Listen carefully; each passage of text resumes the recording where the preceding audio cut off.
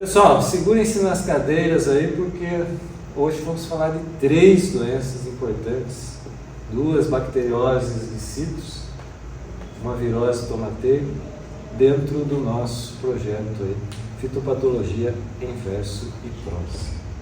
Vamos começar falando do cancro cítrico, aspectos importantes dessa bacteriose. Então, a Xanthomonas, que causa essa doença, provoca lesões corticosas em frutos, nas folhas, nos ramos. É uma doença que é importante no Brasil desde a década de 50, já provocou em viveiros erradicação de milhões de mudas, também no pomar, erradicação de milhares de plantas. Pode provocar desfolha, seca de ramos. Bom, essa doença, apesar dela não ser uma bacteriose sistêmica, no Brasil, até pouco tempo atrás, a recomendação era erradicar as plantas, e não só isso, erradicar plantas próximas àquela com o sintoma, com a bacteriose, num raio de 30 metros. Então, encontrei uma planta com cancro cítrico, recomendação até pouco tempo atrás, elimine 30 metros de plantas ao redor daquela sintomática. Por que toda, vamos dizer assim, essa medida tão drástica? A ideia é manter as áreas livres da doença e poder exportar frutos cítricos para outros países que já erradicaram a doença e exigem comprar de áreas livres desse fitopatógeno. Mais recentemente, no entanto, essa questão de erradicar num raio de 30 metros, ou quando a incidência do talhão, o número de plantas com sintoma da bacteriose no talhão era maior do que 0,5%, tinha que se erradicar o talhão inteiro, né? Então, algo muito drástico. Isso atualmente mudou. Então, hoje se erradica, a recomendação é erradicar a planta que tem o sintoma da bactéria, tá? E aquele raio de 30 metros já não se erradicam as plantas, mas faz-se, né, uma poda drástica, aplica-se produtos à base de cobre para evitar qualquer chance, né, da bactéria sair dessa planta ali sintomática, que já foi, né, erradicada, e se espalhar por outras áreas do pomar. Tá? Como é que essa bactéria se espalha? Ela se espalha pela chuva. Os respingos da água de chuva, se tiver vento, o vento leva esses respingos um pouco mais longe e assim ela vai se espalhando dentro do pomar. Ela tem vetor? Vetor ela não tem, mas ela tem a larva minadora, que mexeu, dá problema nos citros. Essa larva minadora forma aqueles caminhos na folha que acabam tornando, tá, aquela folha vulnerável à infecção por mais tempo. Com isso a incidência da bacteriose acaba aumentando. Tá? E a grande forma, né, de levar a bactéria para novas áreas é através das mudas contaminadas. Tá? Outra bacteriose importantíssima, atualmente o principal problema na citricultura, tem feito muitos citricultores abandonarem as áreas, tá? É a doença conhecida como greening, ou HLB, Huanglongbing, do chinês. Traduzindo aí essa palavra do chinês para o português, doença do ramo amarelo. Então, os chineses eles conseguem enxergar ali, né, no sintoma da doença, algo parecido com um dragão amarelo. É uma bactéria que vocês estão vendo aqui de floema, Candidatus liberibacter asiáticos, que ainda está sendo taxonomicamente o nome estabelecido, né, e é transmitida por vetores. Essa aqui sim, uma bacteriose, portanto, vascular, uma doença sistêmica, transmitida de uma planta para outra através de insetos vetores, os psilídeos. Tá? Olha, no estado de São Paulo, aí, no período de 10 anos, 2004 a 2014, 40 milhões de plantas foram erradicadas, porque é a norma, né? É a regra. Encontrou planta com sintoma do greening, essa planta tem que ser eliminada. Então, o que eu estava falando para vocês, doença do dragão amarelo, ou greening em inglês, né? Os chineses que chamam de do ramo amarelo, do dragão amarelo, dá esse quadro geral na planta, e os frutos ficam assimétricos, pequenos, meio que endurecidos, as folhas também com mosqueado. É o quadro sintomático da doença. Essa planta, ela acaba sucumbindo um pouco, né? Mais ou menos tempo. Tá? Não tem material resistente, mas já está sendo pesquisado também a questão aí de material transgênico contra essa doença. Tá? E para controlar vetor, erradicar a planta, tudo isso representa aumento no custo de produção. Então, por isso que muito produtor aí acaba até desistindo de plantar citros e de fazer outra coisa. Né? Então, atualmente é o grande problema da citricultura. A citricultura já passou sérios problemas ao longo dos anos. Né? Na década de 30, o vírus da tristeza, que quase dizimou todas as plantas, né? Do Parque Citrícola Nacional. Depois veio o cancro cítrico, que a gente acabou de falar, que é problema até hoje. Né? A xilela fastidiosa no final dos anos 80, década de 90, 2000, depois veio morte súbita, atualmente o green. Quer dizer, a citricultura ela é grandes áreas,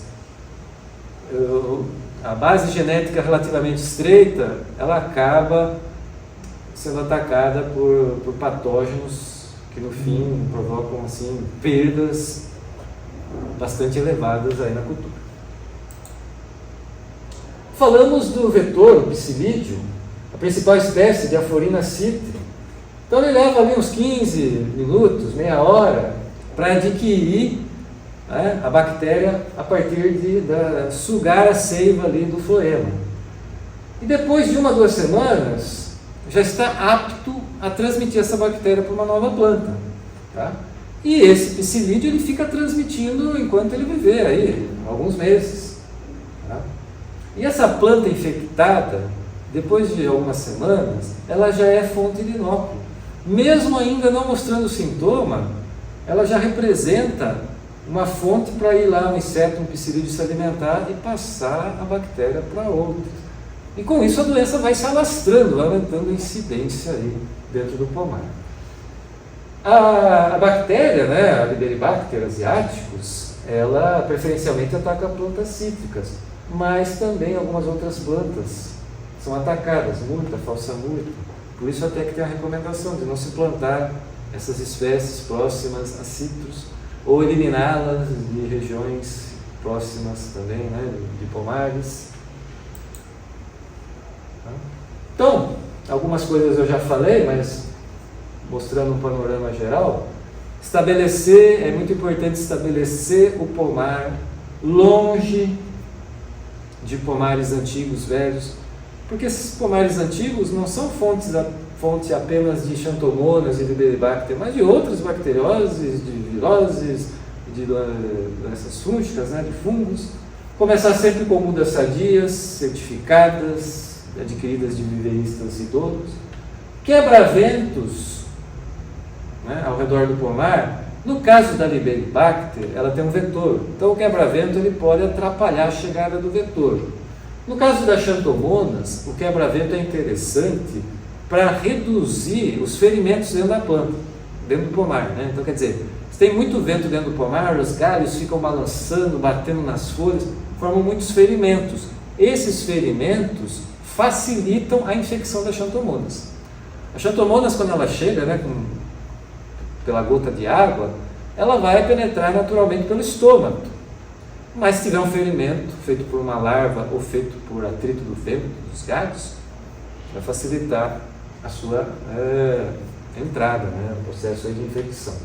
Então é importante esses quebra-ventos. As inspeções frequentes é dentro do contexto que eu já falei. Essas plantas têm que ser eliminadas. Atualmente, xantomonas, elimina-se a planta, né? E o raio de 30 metros faz poda drástica, fica cúprico.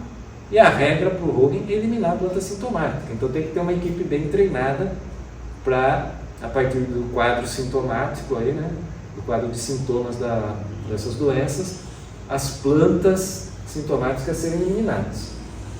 Tá? Já falei da questão do cúprico, interessante aí para xantomonas. Né? A larva minadora, porque aquelas galerias que ela faz nas folhas facilita a infecção das xanthomonas, então tem que se ter um cuidado especial para controlar esse inseto. E no caso isso aqui, né, pensando mais nas xanthomonas, no campo cítrico. No caso do greening, o controle do vetor psilídeo é interessante. Fala-se muito em manejo regional, né?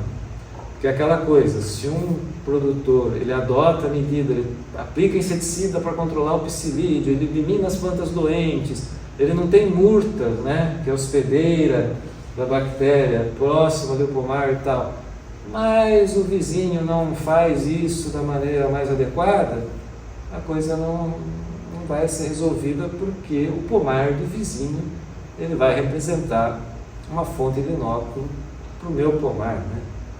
Então, o manejo regional, todo mundo em sintonia, fazendo as medidas adequadamente, e mesmo assim é bastante complicado de conviver com o HMB, né, com o greening.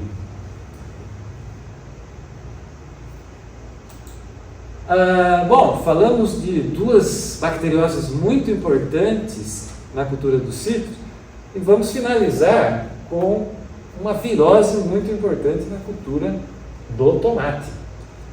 O vira-cabeça do tomateiro. Ele tem esse nome, essa doença aqui no Brasil tem chamada, né, conhecida como vira-cabeça, porque o ponteiro ele curva, ele tomba. Folhas ficam meio que arroxeadas. Os frutos formam-se desenhos bonitos nos frutos quando a planta consegue produzi-los. Se a planta for infectada antes do florescimento, ela muitas vezes nem produz frutos. Mas quando os produz, a planta infectada forma, os frutos são sem valor comercial, forma esses anéis cloróticos aqui, nesses frutos.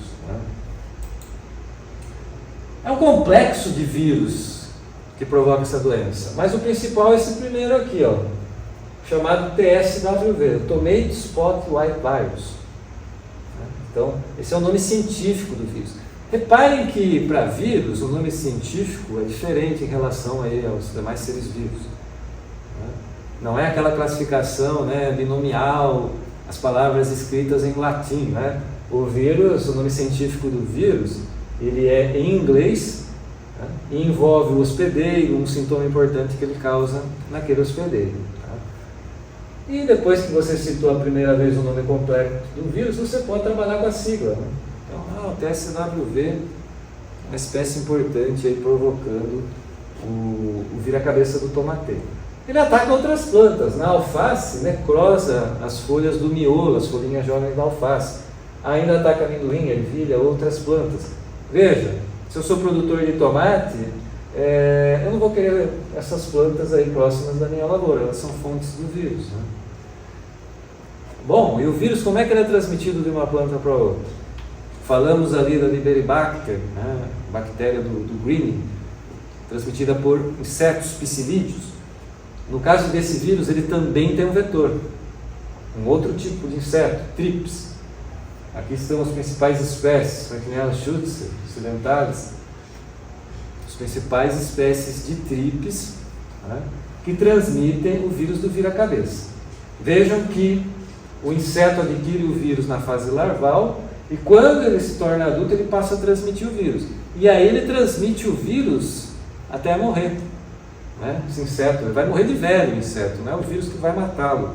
Ou seja, por um bom tempo o Thrips vai ficar transmitindo esse vírus. É uma relação que a gente chama persistente, tá? E para controlar essa virose? Além de estabelecer os tomateiros em locais adequados, longe de plantas que representem fontes de inóculo, começar com mudas sadias, também o hogging, aquela questão de, que a gente já falou para as bacterioses ali dos citros. Encontrou planta com sintoma, tá? Eliminar. Tem que ver a viabilidade técnica aí, né? Tamanho da área, por exemplo, no caso do tomate. Mas essas plantas, elas só vão ficar ali de fonte de inóculo. Queria fazer aqui um parênteses. Normalmente a gente recomenda a eliminação da planta sintomática em casos mais extremos. Doenças como viroses, que são sistêmicas, a própria Liberibacter, que é uma bacteriose sistêmica. No caso do cancro, não é uma doença sistêmica, mas tem aquela questão dos importadores exigirem medidas drásticas, exigirem que o local da onde eles vão comprar não tenha a doença. Então, nesse tipo de situação, se recomenda a eliminação da planta sintomática. Mas para uma outra série de doenças de plantas, fungos ou micetos, bactérias que provocam manchas foliares, ninguém vai sair aí eliminando planta, tirando planta doente, tá? Nós temos medidas menos drásticas que podem ser adotadas e fazer com que se conviva com aquela doença sem maiores prejuízos econômicos, tá? Hoje nós falamos muito, né, na aula de hoje, sobre rogo em eliminar a planta, mas não fiquem achando aí que qualquer doença de planta nós saímos eliminando aí plantas com sintomas, tá? Volto a dizer, para a maioria das doenças existem formas de manejo menos drásticas, se convive ali com a doença sem ter que eliminar a planta sintomática. Bom, controlar o vetor, o TRIPS. No caso do tomate é muito interessante, tá, o uso de barreiras verdes com gramíneas. Então, um mês antes de plantar o tomate, você planta milho, sorgo na área, na periferia, ao redor do cultivo do tomate. O que vai acontecer? Quando você for transplantar o tomate, o milho, o sorgo já está grande. E o TRIPS ele é um vetor que voa abaixo. Então, esse milho, esse sorgo na periferia, ele evita que esse TRIPS chegue no interior aí, né, do cultivo. Reduz significativamente a incidência da virose na área. Tá? Se houver cultivares resistentes disponíveis na região também é interessante. Tá? Verso e prosa vão acontecer, pode aparecer, vai rolar fitolelê. Verso e prosa vão acontecer, pode aparecer, vai rolar fitolelê. Chega aí, pode entrar, mais um vírus vai se replicar. Chega aí, pode entrar, mais um vírus vai se replicar. SWV de mim, esqueça você no tomateiro, até vira a cabeça. O grão não é não, o vetor desse danado é o TRIPS. Vamos brindar, hoje a seiva em abundância.